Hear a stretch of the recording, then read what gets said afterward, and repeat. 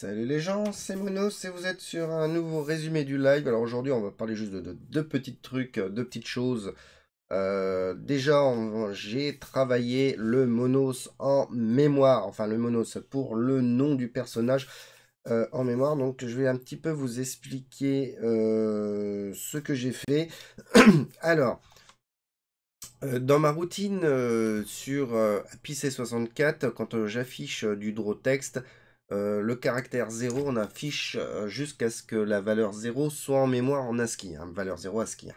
Donc quand j'affiche du texte, par exemple Toto, quand je mets un truc comme ça en buffer, Toto, en fait, c'est grosso modo Toto plus 0 qui est enregistré dans le pseudo-buffer en C. Ça, on le sait. Donc, ma routine va tester la première lettre du tableau, parce que c'est un tableau. Si c'est pas 0, on va l'afficher. Après, on va aller dans le deuxième, le troisième, le quatrième, etc. etc. Et puis qu'à la fin, quand il tombe sur la valeur 0, valeur ASCII 0, pas la lettre, hein, pas la lettre 0, parce que ça existe aussi les lettres 0, entre guillemets, une chaîne de caractères 0, et bien il arrête de l'afficher. Ça, fallait le savoir au début, je ne me rappelais plus que j'avais fait ça comme ça. Donc du coup, qu'est-ce que je fais pour afficher mon Monos à l'écran? Et ben, je me suis dit, tiens, on va faire choisir 8 caractères pour le personnage. Le 9e, on va le mettre la valeur 0 en mémoire. Donc le POC, si je débute en 404, ma petite mémoire, en 400C, qui est donc le 9e octet, il doit être toujours égal à 0. C'est ma fin de caractère pour le nom de mon personnage. Voilà. À partir de là, je peux poker tout simplement ce que je veux à partir de 404. Alors là, je vais mettre Monos et on va faire un petit test. Hop, j'enregistre. Je vais compiler le Bignouf. Je vais lancer le Bignouf.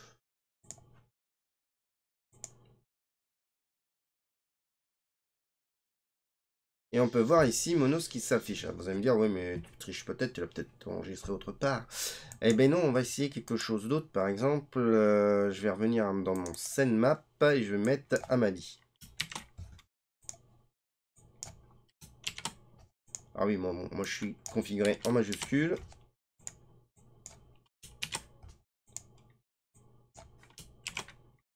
Voilà, par exemple, hein, je peux rajouter des lettres jusqu'à 8 caractères. Dans mon système, bien sûr. Hein. On va compiler le Bignouf. Je lance le logiciel, le jeu, enfin le programme, la disquette. Et me voici en mode Amadi. Donc voilà, je vais pouvoir faire choisir la valeur, le nom du joueur.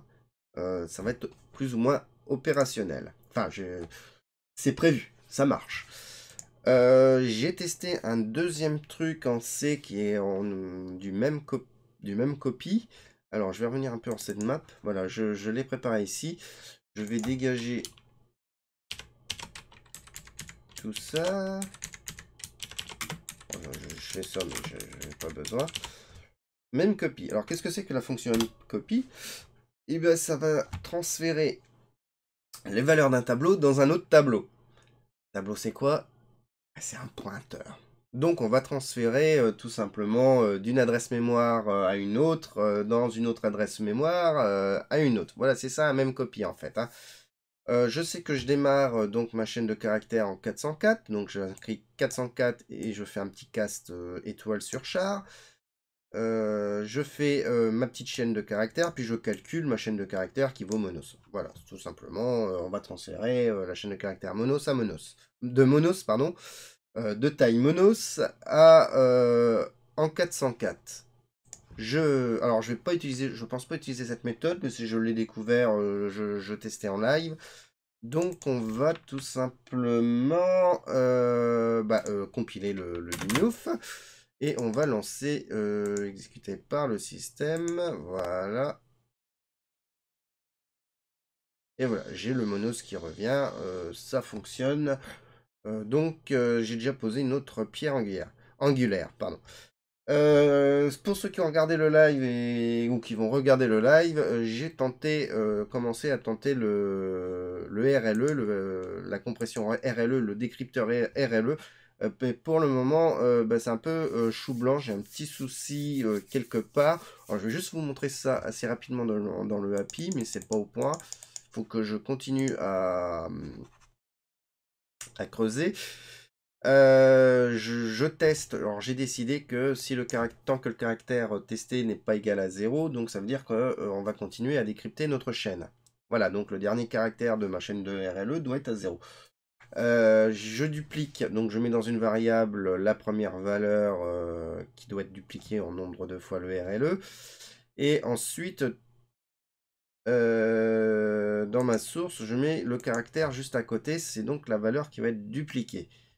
Je fais une petite boucle pour le nombre de fois que ça soit duplicate, hein, tout simplement, et je poke dans l'adresse destination, plus offset, plus la valeur de la boucle, je poke la valeur. Sauf que, eh ben, pour le moment, ces choux blancs, ça ne fonctionne pas, je ne retrouve pas mon test d'encodage.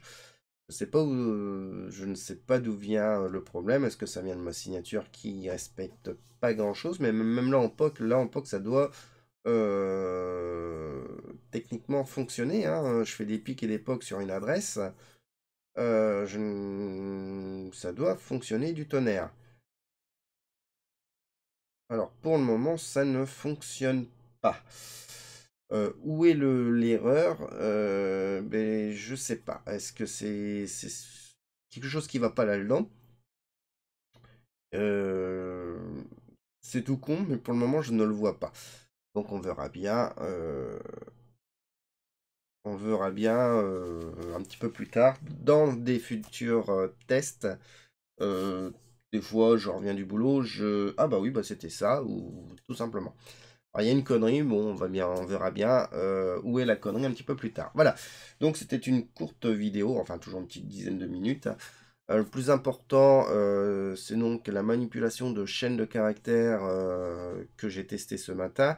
Ça fonctionne bien. Bon, je vais pouvoir...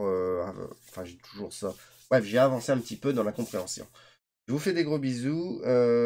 J'espère vous faire des vidéos de présent ce week-end.